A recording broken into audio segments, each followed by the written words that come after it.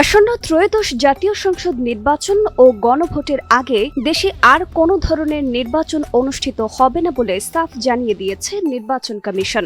সংসদ ও গণভোটের পরিবেশকে প্রভাবমুক্ত রাখতে আগামী 12 ফেব্রুয়ারি পর্যন্ত দেশের কোনো পেশাজীবী সংগঠন বা অন্য কোনো সংগঠনের নির্বাচন আয়োজন না করার কঠোর নির্দেশ দিয়েছে ইসি।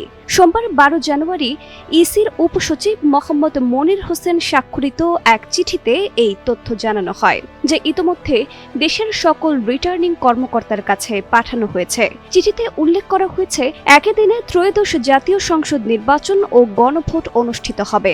এই নির্বাচনকালীন সময়ে যাতে কোনো ধরনের প্রভাব বা বিভ্রান্তির সৃষ্টি না হয়, সে লক্ষ্যেই এমন সিদ্ধান্ত নেওয়া হয়েছে।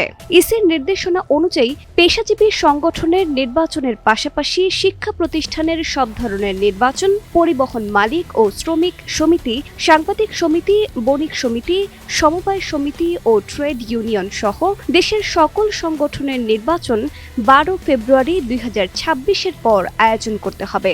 নির্বাচন কমিশন জানিয়েছে, সংশ্লিষ্ট সবাইকে এই সিদ্ধান্ত অনুযায়ী প্রয়োজনীয় ব্যবস্থা গ্রহণের জন্য নির্দেশক্রমে অনুরোধ জানানো হয়েছে।